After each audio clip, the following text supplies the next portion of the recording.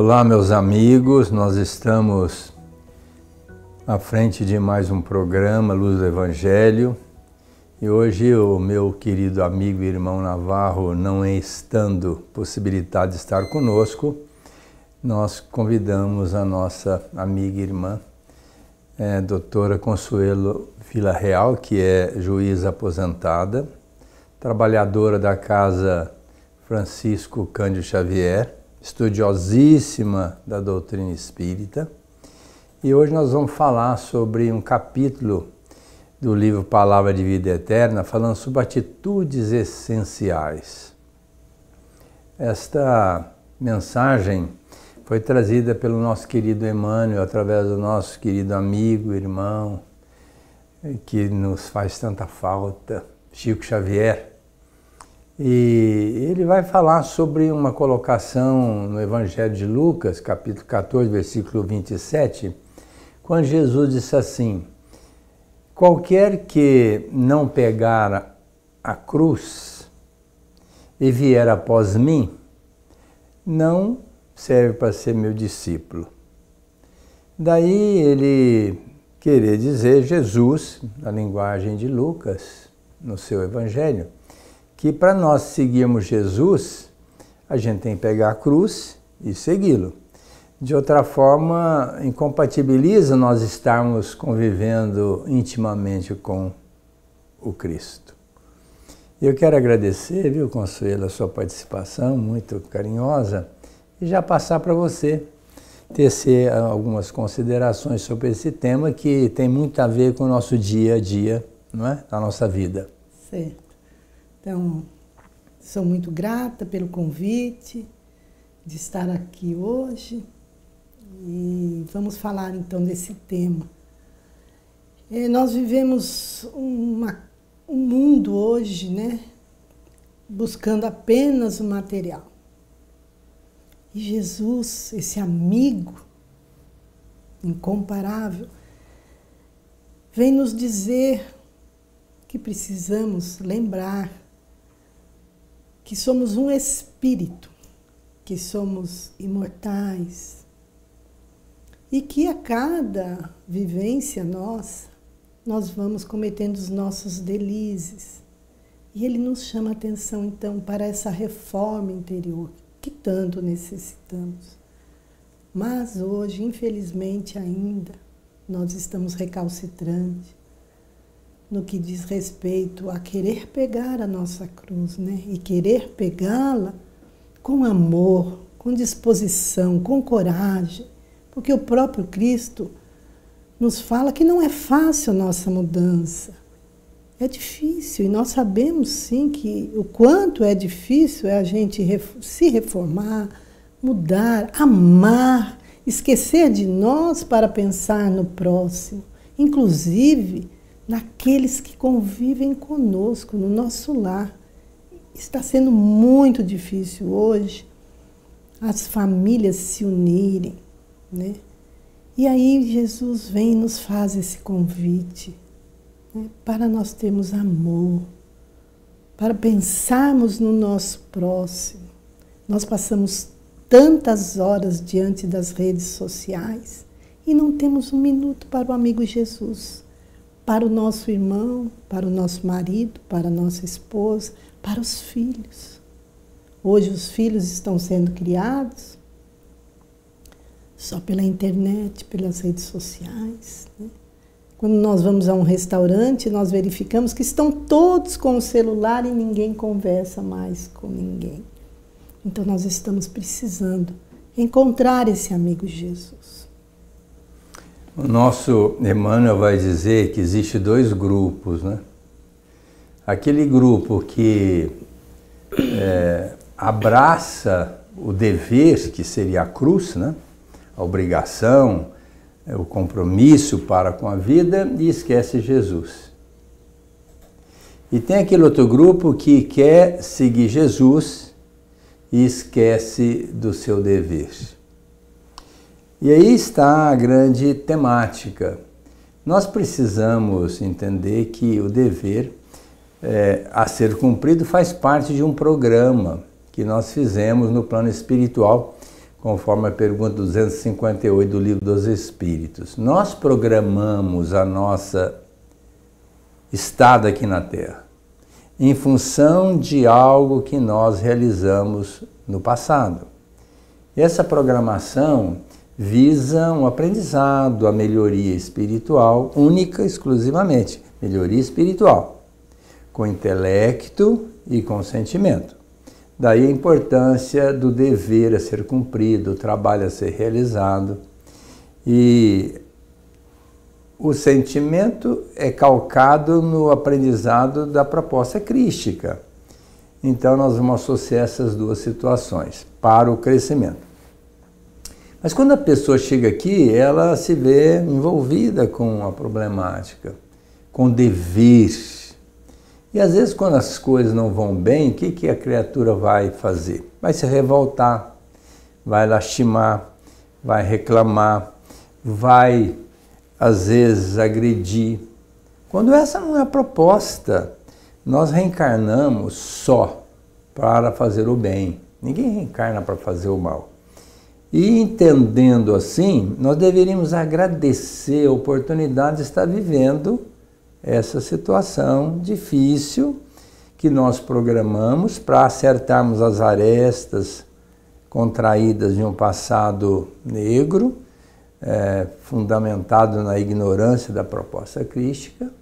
Então nós teríamos que agradecer essa oportunidade e tirar proveito, aceitando como sendo uma programação que nós fizemos. E se houve a participação divina, é porque Deus entendeu que nós teríamos que passar por aquela experiência. Na pergunta 532 do Livro dos Espíritos, Kardec vai perguntar para o benfeitor se os espíritos amigos podem tirar essa problemática da nossa vida e pode nos trazer uma prosperidade. O benfeitor vai responder a Kardec que nem sempre, porque às vezes nós temos um programa, nós fizemos o programa, agora a espiritualidade não vai tirar isso. Por outro lado, existem situações que às vezes nós não programamos, mas Deus entendeu que nós deveríamos passar por aquela situação para crescermos espiritualmente. Agora, nós deveríamos, ao invés de abraçar só esse lado, como a nossa Consuelo colocou, da materialidade, dessa vivência, da obrigação e do dever, nós deveríamos entender que Jesus é o mestre de todos nós. E ninguém vai ao Pai a não ser por mim. Quando o jovem disse, bom mestre, não, bom é meu Pai, mas me chama de mestre, quer dizer, ele assumiu a postura de mestre. E o mestre veio para ensinar o aprendiz, que somos nós. Agora, segundo a recomendação dele, bem colocada por Emmanuel, nós temos que pegar a cruz e vir após Jesus. Porque, de outra forma, fica difícil a gente querer só pegar a cruz e não ter Jesus como o mestre, o modelo e guia da nossa vida. Agora, quando a gente abraça essa proposta de seguir Jesus, cumprindo com resignação e devotamento as nossas tarefas, fica muito mais fácil, não é, Consuelo? Sem dúvida, doutora Aguinaldo, sem dúvida. E quando nós lemos esse capítulo, né, até dá aquela sensação, meu Deus, mas nós então viemos aqui apenas para sofrer, não é? E não é assim. Quando Kardec indagou aos espíritos, né, da felicidade neste planeta, eles responderam, né, que era a posse do necessário, a consciência tranquila, a fé no futuro, né? Mas nós estamos sempre desviando desse caminho, né? Como eu mencionei, nós estamos mais preocupados em termos do que sermos, não é? E também nós precisamos perder esse conceito de que Deus, o nosso Criador, e Jesus, o nosso amigo, nosso companheiro, estão a nos condenar pelos nossos atos. E não, eles nos amam. Não é porque caímos que já não somos mais o filho do Criador. Então nós precisamos ter essa certeza do amor de Deus por cada criatura, né? E quando nós fomos criados, Ele colocou em nós uma chama divina, e que temos a capacidade dessa renovação. Então, nós precisamos ter forças, né? Nos momentos difíceis, que passarão. Todas as nossas dificuldades passarão. Quando nós olhamos para o nosso passado, vamos ver que tivemos dores assim incalculáveis e que passaram. E essa dor atual também vai passar. Mas precisamos caminhar de mão dadas com esse nosso amigo Jesus. Ele nos dá o caminho que temos que percorrer, né? Mas, infelizmente, nós estamos sempre desviando. Então, o Evangelho, né, eu digo sempre que o Evangelho segundo o Espiritismo é o mais belo livro que eu já encontrei nesta minha caminhada. E quando ele fala que nós estamos aqui para a nossa evolução moral e não somente em busca da materialidade. E isso nos faz pensar, né? Repensar, e que nós estamos aqui para servir e não ser servido.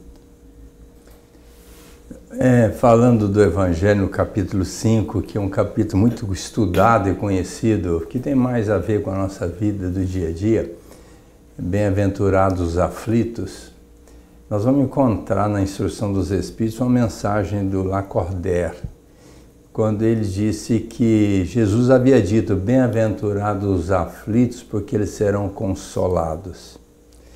E às vezes a pessoa não entende muito bem, porque vai dizer, como eu posso ser consolado com a minha aflição? E ele vai descrever que a proposta de Jesus não é para esta vida, é no futuro. Não é essa vida material, é a vida espiritual que vai continuar. E ali nós vamos perceber que essa consolação vem quando nós desencarnarmos e nos dermos conta que nós cumprimos a tarefa, que aquilo estava no nosso programa, que não houve nenhuma colocação exagerada para nós. Mesmo porque quando a gente vai fazer a programação reencarnatória, se nós quisermos acelerar o processo da retificação espiritual e pegarmos uma tarefa muito grande, a espiritualidade não permite. Dá uma selecionada, não, deixa para a próxima, vamos para essa que você está programando, vamos com mais leveza. Então, o fardo, segundo Jesus, nunca vem além do ombro, porque a espiritualidade não permite. E Deus, sabendo das nossas limitações, não haveria de agir com maldade, com violência, com cobrança. Pelo contrário, como o Consuelo diz, Deus é amor. Deus nos ama, Deus é pródigo, Deus é misericordioso. Embora na sua justiça, Ele não pode deixar passar batido aquilo que nós fizemos de errado. Ele dá uma chance, ó, você vai lá e conserta, tá tudo certo. É aquele aluno que tomou bomba e não é excluso, não é retirado da escola. Ele volta a fazer o mesmo ano para que ele possa aprender e passar para o ano subsequente. Então, quer dizer, assim somos nós espiritualmente. E lá tem uma outra mensagem que o Lacordaire está dizendo do bem e o mal sofrer. Agora, a outra mensagem é do Cardeal Morlot, quando ele vai falar assim, o mal e o remédio. Quer dizer, lógico que quando a gente tem uma situação mais grave, o remédio é mais agressivo, é mais amargo, às vezes chega até as raias de um bisturi, né? Para tirar o mal da gente. Então, quando a gente está sofrendo, ao invés de a gente olhar para cima e dizer, meu Deus, o que o senhor quer de mim? A resposta é clara, quer que você cresça, progrida. Ah, mas eu estou sofrendo tanto. Sim, o remédio está de acordo com a sua necessidade. Ou seja, se nós estamos sofrendo, a gente tem que colocar o joelho no chão, simbolicamente, né? Olhar para cima e dizer, meu Deus, eu errei, me perdoe. E assumir aquela situação como uma proposta de melhoria, de redenção. E aí então nós estamos adequando o nosso espírito, instrumentalizando o nosso espírito para sermos discípulos de Jesus, trabalhar no bem, ajudar o próximo, amar, perdoar e todo aquele processo que nós já entendemos do Evangelho. Certo. E também me faz lembrar essa passagem no Evangelho Lucas, que nós estamos hoje dissecando, vamos assim dizer, quando Jesus conversa com Madalena e diz, depois que todos tinham ido embora, que ninguém tinha apedrejado, e ele diz, vá e não peques mais. Eu acho lindo isso, porque ele diz, para que não lhe aconteça um mal maior. E ele deu assim, ele passou para ela que apesar de tudo, aquele sofrimento, aquela humilhação, o quanto ele a amava, né? E ele disse, olha, não peques mais, para que a tua cruz não se torne mais pesada, né? E assim somos nós. Ele está sempre nos ensinando. Nós vamos aprender com Jesus todos os dias. E às vezes ele nos convida para passar até o dia conosco, mas nós não conseguimos enxergar. É naquele parente que nos visita, que vem pedir um afago, às vezes um pedinte que pede uma refeição, e nós não temos coragem de tomar o café com Jesus, de almoçar com Ele, porque estamos preocupados muito conosco. Não estamos percebendo a beleza que nos envolve. A natureza, à noite, quando olhamos o céu todo bordado de estrela, é Jesus nos chamando para o amor, para nos doarmos ao outro, para sermos todos felizes, porque se nós nos dermos a mão, se nós pensarmos no outro, se doarmos, não é só dar um material também, né? É você dar amor, é olhar o outro e ver que ele é tão importante para Deus, o nosso Pai, para Jesus, o nosso Mestre, como nós.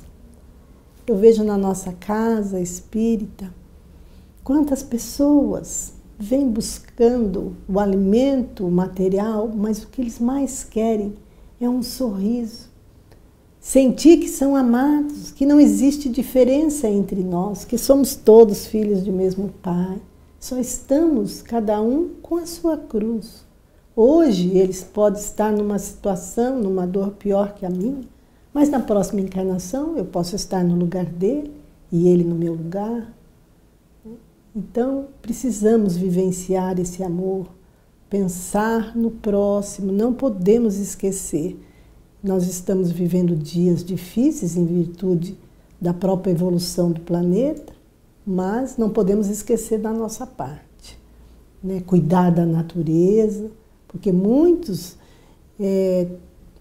praticam atitudes sem pensar no próximo. Eu vou jogar esse sofá no rio, não pensando nas enchentes que vai chegar na casa do nosso irmão, né?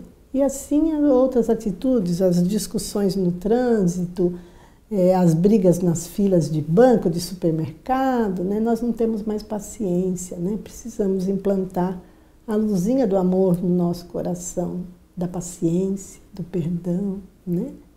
E amar o nosso próximo assim como Jesus nos amou, nos ensinou, nos exemplificou.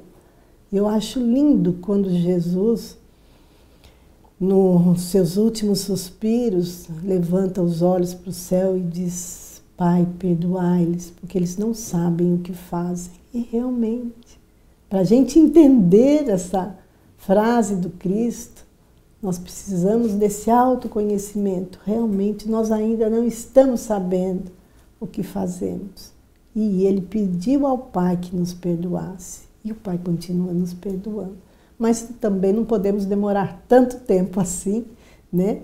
A gente sabe que Deus, o nosso Criador, tem toda a paciência, que espera, né? Mas que Ele nos pede que possamos fazer essa renovação, não tão rápido, mas não tão devagar, né? Que façamos no tempo devido. O Santo Agostinho vai falar para nós nesse capítulo que a felicidade não é deste mundo. E não é mesmo, nós estamos num planeta de expiação e provas, onde nós somos espíritos devedores, onde nós temos débitos para com o passado. Então nós não temos condição de vivermos um clima de total e absoluta felicidade.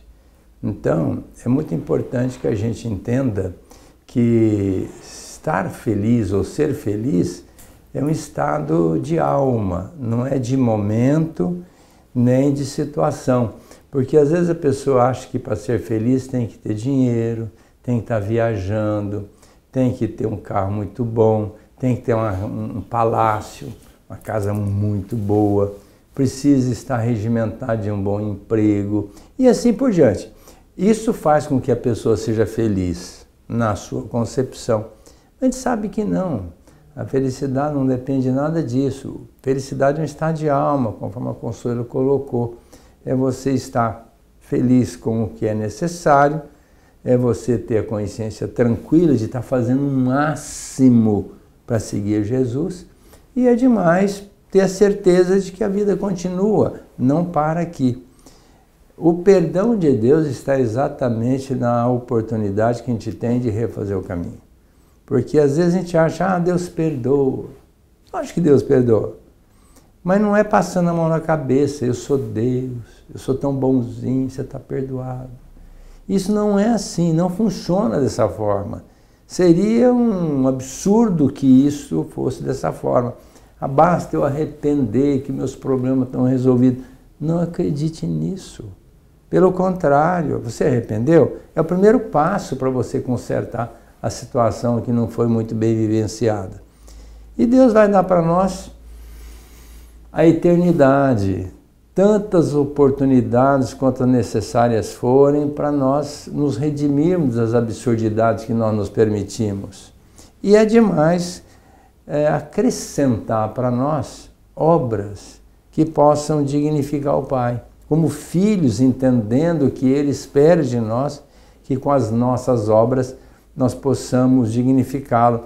Ou seja, primeira obra é a nossa transformação. Segundo é interceder a favor daqueles que estão conosco, que precisam de nós. Todo boxer, ele precisa de um sparring, alguém que vai lutar com ele para ele poder vencer. Nós temos os sparrings que são todas essas criaturas que estão conosco, que dão oportunidade para a gente superar as nossas dificuldades. O orgulho, a vaidade, o egoísmo, a presunção, a prepotência e tantas outras situações indesejáveis. E é no convívio com a pessoa. Então, se tem uma pessoa difícil, é a nossa cruz. Se tem uma situação socioeconômica difícil, é a nossa cruz. Mas na certeza de Deus em nós, trabalhando a nossa personalidade, cuidando da gente como um pai que cuida com muito e irrestrito amor, Deus, então, o que nós temos que fazer? É a proposta de Jesus, que está no livro Evangelho segundo o Espiritismo, no capítulo 6, o Cristo Consolador, quando ele diz que as duas palavras-chave é a abnegação e o devotamento. Ou seja, aceitar a vida como ela é, que a vida que nós precisamos ter é essa, que é a melhor vida que nós já tivemos até hoje, é essa que nós estamos tendo agora, e devotamento, ou seja, nos dedicarmos. Porque seguir Jesus é uma proposta arrebatadora, é a solução para todo mundo, só que precisa de muito esforço. Isso mesmo, doutor Agnaldo. Realmente o senhor tocou nesse ponto de que nós precisamos de coragem, precisamos de forças, né, para seguir Jesus. E ele nos exemplificou que o caminho era árduo. Então vamos esquecer de nós um pouquinho, vamos pensar mais no nosso próximo, principalmente naquele próximo que está tão próximo de nós, que são os nossos familiares, né? Às vezes nós fazemos pelos outros e esquecemos que dentro de casa eles estão nos pedindo socorro. Então vamos pensar mais nisso, vamos deixar de pensar tanto em nós, tanto na matéria, e vamos mais viver esse espírito em renovação, pensar no amor, na dedicação e vamos nos doar, né? Vamos buscar o outro, que buscando o outro nós vamos encontrando Jesus. Nós temos que encerrar nosso programa, mas eu quero agradecer, viu, Consuelo, a sua participação, foi muito legal, muito bacana. E finalizar dizendo que se Jesus é o caminho, ninguém vai ao Pai senão por Ele, nós precisamos conhecê-lo um pouquinho mais. Porque às vezes a gente fala muito em Jesus, a gente interpreta a lei, a gente fala bonito, às vezes até faz uma oração arrebatadora, envolvida em emoção, mas quando chega ali o testemunho, que é aquele momento crucial, onde nós vamos passar pelo crivo da análise, sob o ponto de vista espiritual, é que é a chave, vamos dizer, é a atitude essencial que nós temos que apresentar conforme o capítulo que nós estamos estudando. É a atitude essencial. Qual que é? Abraçarmos o nosso dever, as nossas dificuldades e fazer tudo de conformidade com o que Jesus nos apregoou. Ele deixou muito claro. Se a gente quisesse segui-lo, deveria renunciar a nós mesmos, pegar a cruz e segui-lo, fazendo ao outro que nós gostaríamos que o outro nos fizesse. Não é tão complicado, o difícil é entender que isto é a grande realidade de todos os espíritos. Ninguém, independente de qual seja a filosofia, crença, religião, ninguém vai escapar dessa situação. Se nós quisermos ter um dia, uma vida melhor, nós temos que conhecer Jesus e vivenciá-lo. Conhecereis a verdade e a verdade vos fará livres.